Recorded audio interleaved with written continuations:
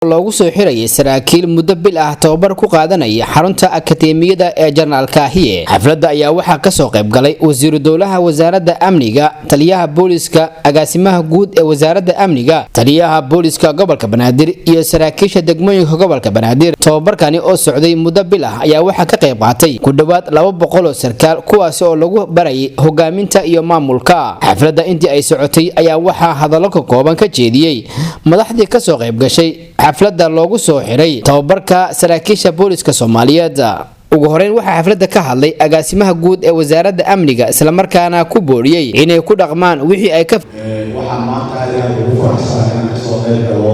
xiritaanka tababarka 200 saraakiil oo lagu tababarayay hoggaanka iyo maamulka ciidanka oo aan joogay maalintii la furayay bisha Afrika maanta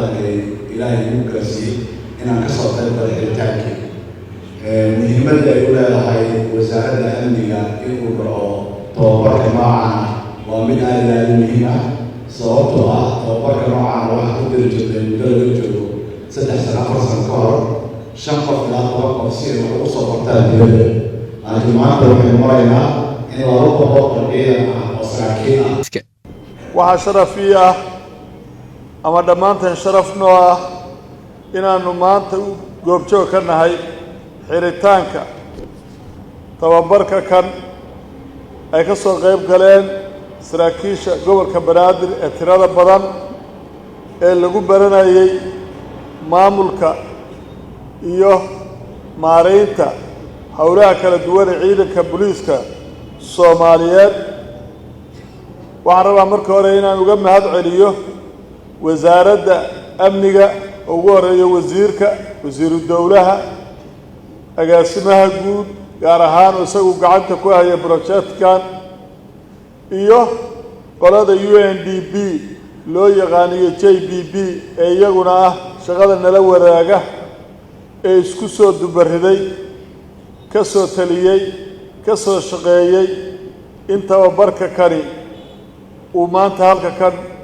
tababarkani runtii waxa weeye waa tababar aad iyo aad muhiim u ah in la kordhiyo khibradda iyo aqoonta ay u leeyihiin saraakiishu inay hantaan amniga dalka gaar ahaan amniga caasimadda. marka waxa weeye runtii aqoontiina ayaa kor loo qaaday. waxaa la rabaa inaad uga faa'iidaysaan saraakiisha in ka hooseysa askarta in ka hooseysa iyo shacabka aad u adeegaysaan intaba maxaa yeelay tababarkani wuxuu ku saabsan yahay maamulka iyo sida la sheegay iyo hogaaminta. maamulka iyo hogaamintuna waa meesha ugu muhiimsan ee ciidamada booliska maxaa yeelay waa halka go'aanka laga gaaray.